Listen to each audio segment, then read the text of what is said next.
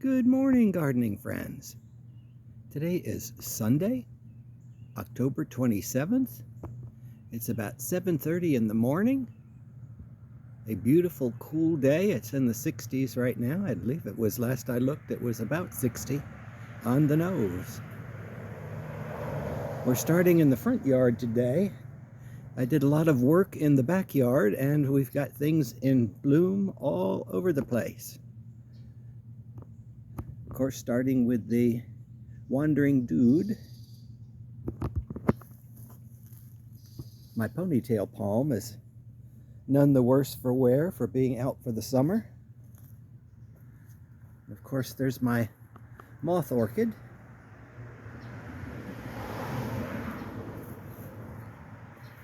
I do have a lot of blooms coming on my encore azaleas. This looks particularly nice with the sun shining through it. But I hope you can see in the back there, my tea olive is just absolutely loaded with little blossoms. Let me see if I can get closer here. Little dinky blossoms, but they're really smelling up everywhere. Oh, there's a clipping. Petalum looks nice with the dew on it. Nice purpley color. Lots of buds on all the camellias back here, but these are the Camellia japonicas, so they're going to be blooming later. Only the early camellias are blooming now. Sasanquas. I did clean up. There is a sasanqua peeping over the fence from the backyard, and it was mangled up in, or tangled up in, the loquat. So I took a fairly major chunk out of the loquat tree to free up that sasanqua. It's a pink sasanqua. I don't know the name of it. That one is not in bloom yet, but it will be shortly. I did harvest a couple more figs. To be truthful, the figs, I don't know if it's because of the drought or what, but the skins on the figs are a little medicinal. The insides are pink and sweet, but for some reason there's like a strange taste to the skin.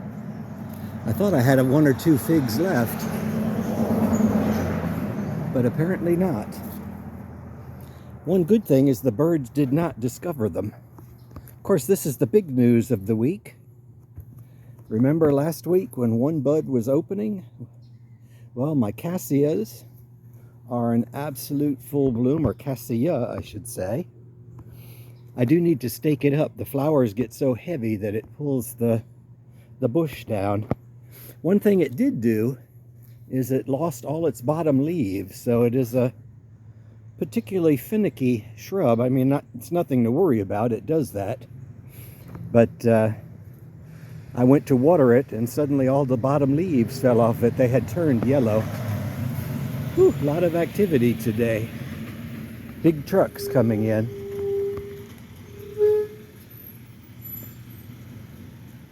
I did clean out these cycads.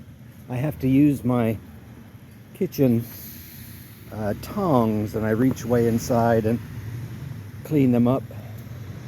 But more leaves fall in. We did replace the two gardenias here that had died. I don't think I showed you in a while here, but there are also blossoms on my loquats. So you've got loquat scent, you've got the 4 tea olives, as well as the moth orchid. Just a riot of scents here in the front yard. Bananas are looking good. I did trim up the dead in the backyard. I'll have to take those couple of leaves off on the front. One thing to watch out for bananas, let me lean against the car so I could show you.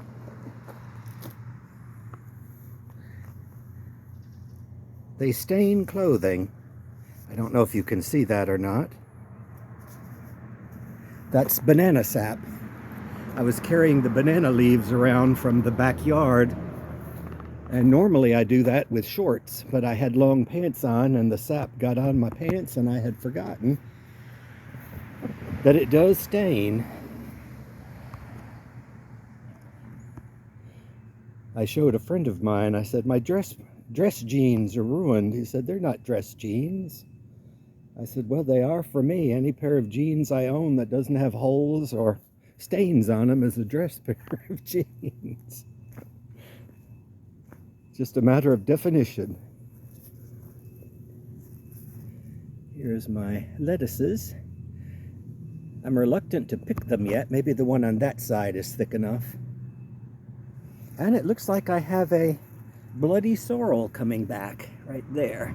I had planted it and it died back, but it looks like it's coming back. And my cilantro is coming back as well. Things that didn't do well this year, I did have artichokes. You may remember I had 2 artichoke plants. They died. I bought chives. They died. But what lived is doing really well. I do like the dill. I add dill to a lot of cooking. Potato salads, macaroni salads, fish, shrimp. Especially like shrimp salad with a lot of dill in it. The amaryllis are all coming up. I leave the chewed on leaves because they are still green and they're giving benefit to the plant. I was a little disappointed. I went into Lowe's and they've already got Christmas stuff up. And they've got amaryllis in boxes. It's never going to last until Christmas. But usually I buy some amaryllis bulbs. I've done it every year now for 31 years. I hope they're going to get more bulbs in, just the bare root bulbs. Maybe the first year I break with tradition if I can't get a hold of them. My little agave is still there. Doesn't look any the worse for wear, except one of the branches on the side there that I had to cut off because it got weed whacked.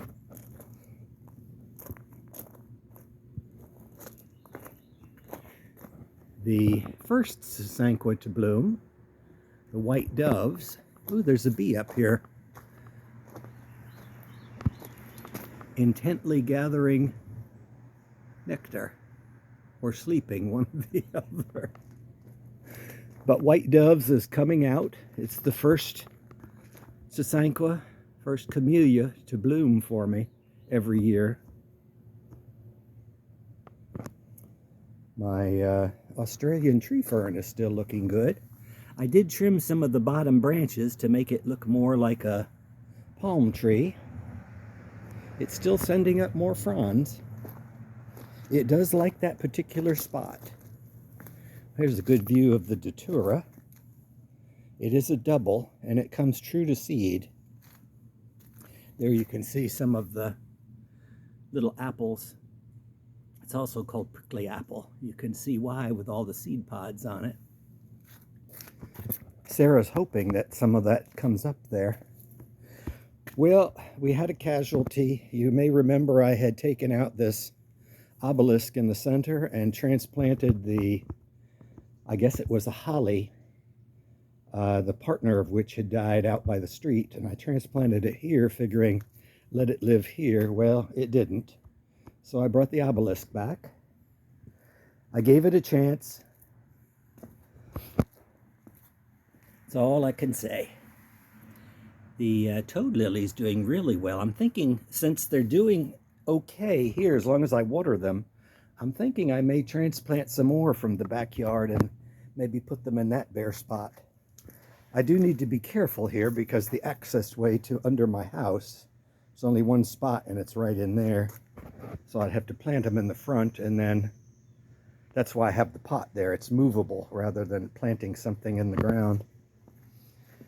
But if someone goes under my house, I'll just have to be very diligent that they don't stomp on my flowers. Cordyline is doing nicely. Looks like it has just 2. I thought it had 3 at first. It's just funny leaves. 2 tops. Looks like a palm. Oh, this camellia is about ready to bloom. This one had only 2 flowers last year. It looks like it has more this year. Not many, but more. I think the problem with it being here is it's very dry. And it's hard for me to water here with my hoses because the backyard doesn't stretch this far, nor does the front. So I have to put it on jet in order to get to it. So it gets watered sporadically, I guess. Back in here, all is well. Nothing new here. My potato lace vine is looking rather nice today.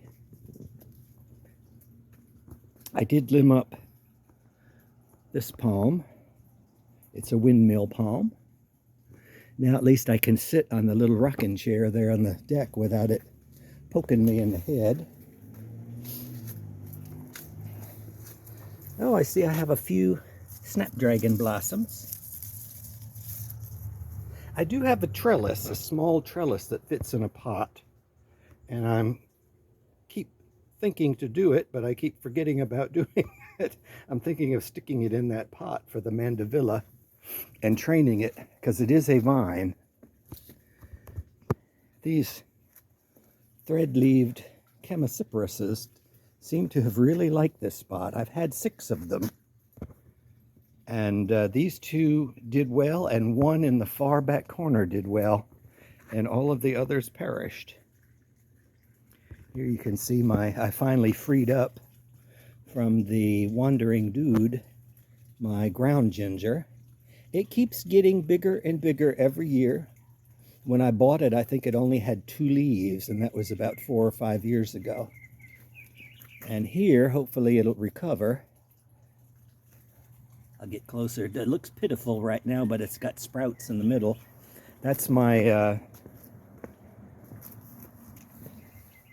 that one's got a sprout as well. They're my Lent lilies, Lenten rose. Again, another ground ginger. That ground ginger will eventually make a nice ground cover, so that'll be good. Ooh, poking me right in the face. Here's my iochroma. Uh-oh. And this is going to seed up here. That's one of those. Oh no, it's been cut already. I see it's drying. It's a morning glory vine. Satsumas are getting orange. None of them are ripe yet. I'm not going to go through today, but in next week I'll go through. This is a pathway that goes in the back of my garage. There's nothing there but gray rock. I've always wanted to put something there, like a greenhouse or something, but it's just never been practical. It's too shady. But be that as it may, it had knee-deep weeds in it, which I de-weeded this week. As well as there's a little patch behind my garage of about 2 feet, and it was de-weeded as well. I am about ready to call a guy to start working on the garage. I had bought the wood to replace the rotted siding, and I'm going to get a price quote.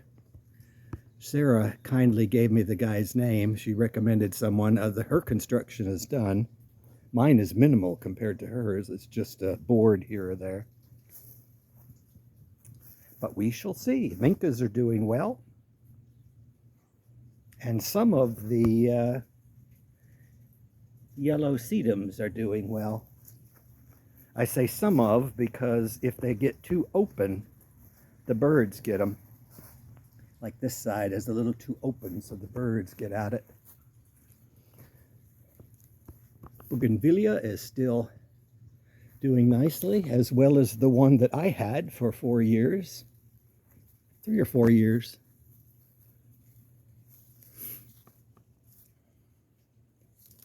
I did hack a big chunk of this satsuma off so you could get into the back there after I got severely bruised and scratched from it. Uh-oh. Oh no, this is not a good sign. Oh, it was broken. That is okay. Whenever you see, it's a panic time when you see new shoots turning yellow. It means that the plant is about ready to die. It has crown rot, and it does look like it's yellow there, so we shall see. It is extremely catchy for other palms, so I'll have to keep an eye on the palms. It's going to get thinned out more when the work on the garage starts, assuming I do hire the guy. Again, you see the satsumas are ripening. They'll be too sour to eat right now. You kind of have to wait until they get fully ripe. There's one of the, well, it's either the baby or the mama, one or the other. They're about the same size now. Here you can see a couple of flowers coming on my ligularia. I did clean up around the statue of David, got rid of all the dead aspidistra, trimmed back the Cassia. So he's opened up. Cassia is blooming, and you can see there's a bee that's spent the night there.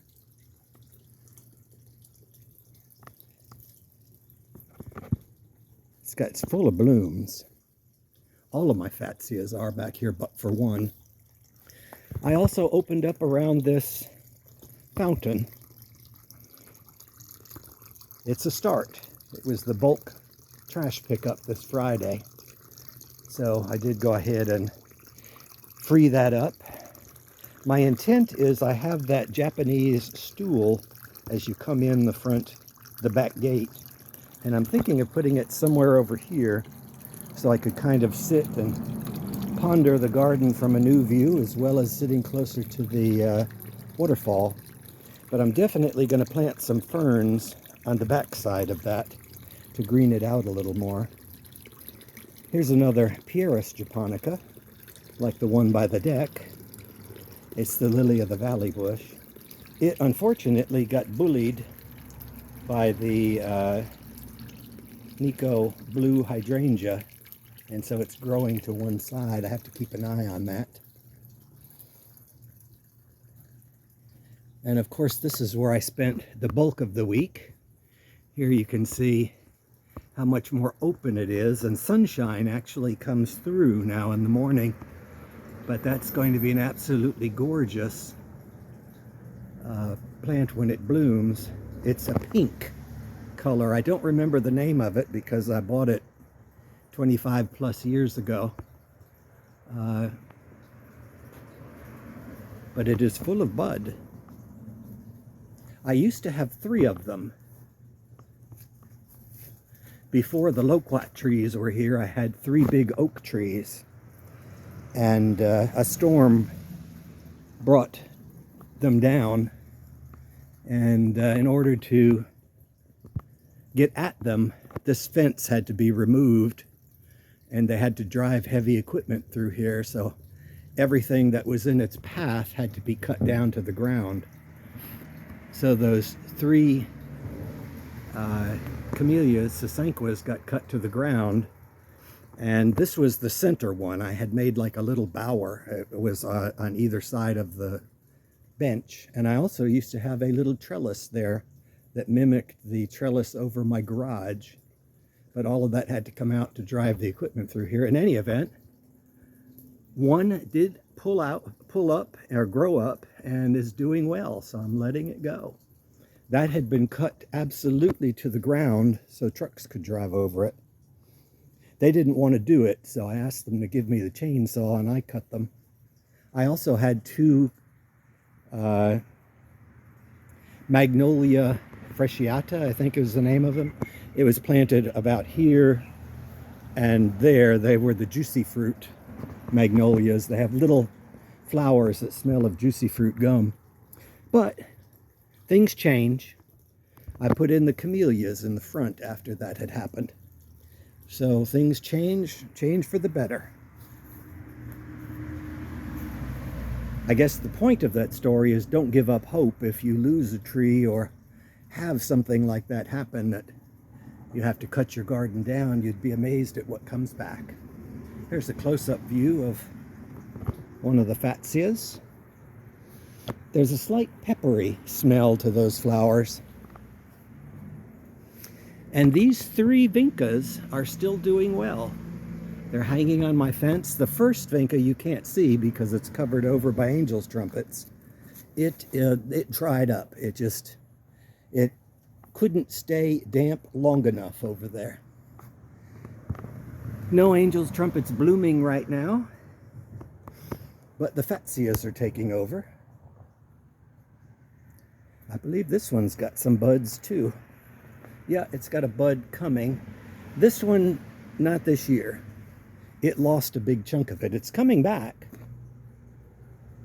I had a neighbor up the street that had like a hedge of Fatsias, and about every 2 or 3 years she would have them cut down to about 2 feet so they wouldn't ever get really tall. And they take to trimming quite well. They lived. Here's my dianthus, still looking good, and of course my rosemary in the pot back in there. I did thin up here. I worked on this little quadrant as well, or corner. I limbed up the bottle brush tree, which freed up a space here. That was where one of those boxwoods was that I had transplanted. Here you now can see the ground palm better. It's a little cluster of ground palms. But what I did decide to plant in this gap, ta-da! Looks pitiful right now, but it is a Cassia. It's got one lone blossom on the top, but you saw the yellow blossoms there in the front yard. And it turns out I went and bought another one. So I'm going to put it here. So where there used to be boxwoods will now be Cassias.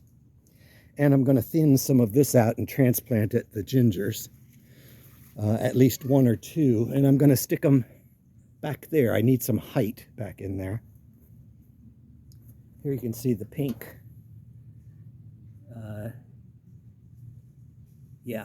Antirrhinums are starting to bloom. The alyssum is still blooming nicely. I do have to turn it because when I hit it with the hose, it keeps bending to the side. Back in here, all looks pretty good.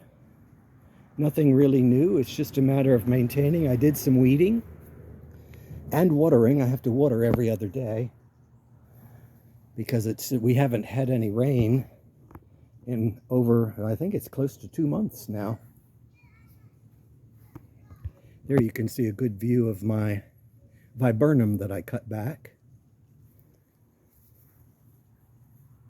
Back in here, all is looking well. Strawberries are still coming.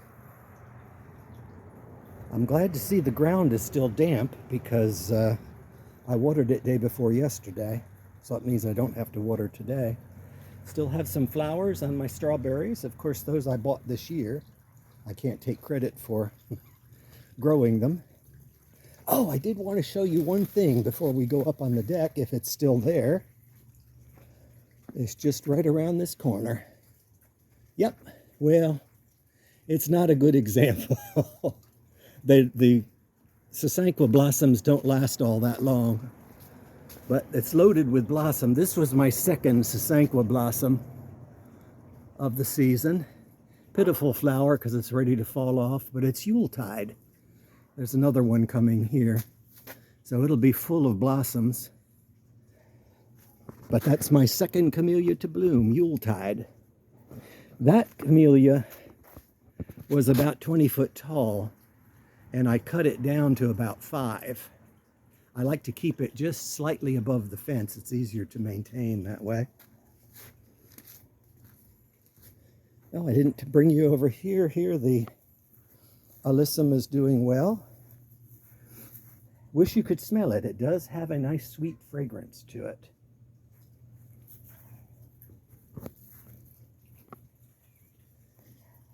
I hopefully have a glass of iced tea here on the deck without bugs, preferably. There you can see my red geraniums.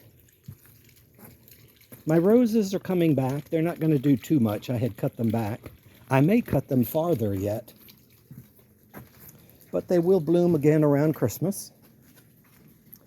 Here's the other news. I planted these paper whites here and here last week. 6 in a pot. And if you count them, I have 6 buds.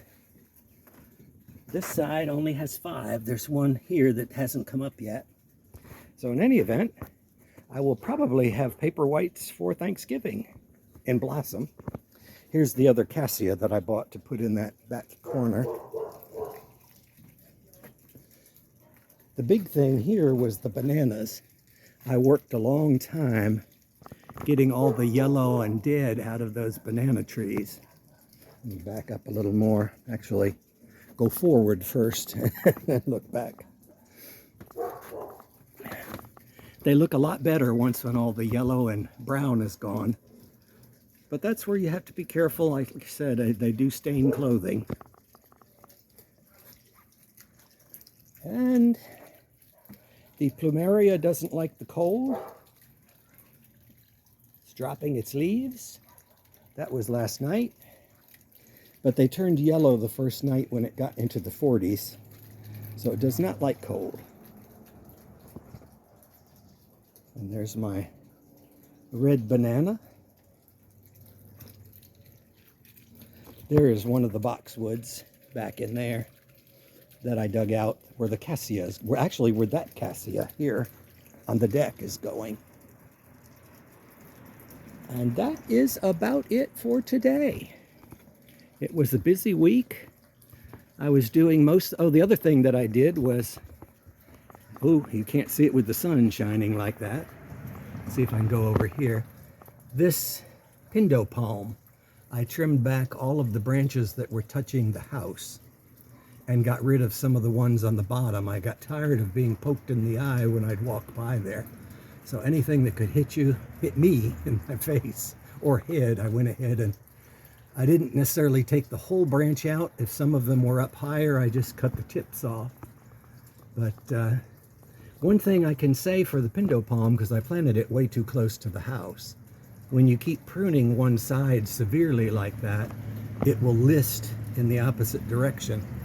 So it has gotten around. If it gets bigger, it will miss my overhang. However, the branches still arch, and I don't like them rubbing on the roof. Not healthy for the roof. Cardboard palm still doing well. But there you have it for the day. I'm going to sit here and sip on my iced tea and watch the cats eat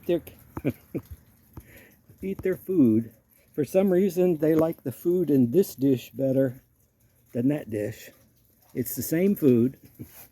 And the funny thing is, Miss Mimi will come out, and the first thing she does is head right towards the cat's dish to see what they're eating. And typically what I do, Miss Mimi is more of a picker. She doesn't eat a whole bowl. So what I do every day is I dump Miss Mimi's bowl into one of these, whatever's left over, and then top it off with fresh food. So whether she knows it or not, she's eating her same food that was in the house. But enough about me and Miss Mimi. I wish you all a good week and hope that you can get out into your gardens and enjoy them, which I am going to do starting right now. Take care.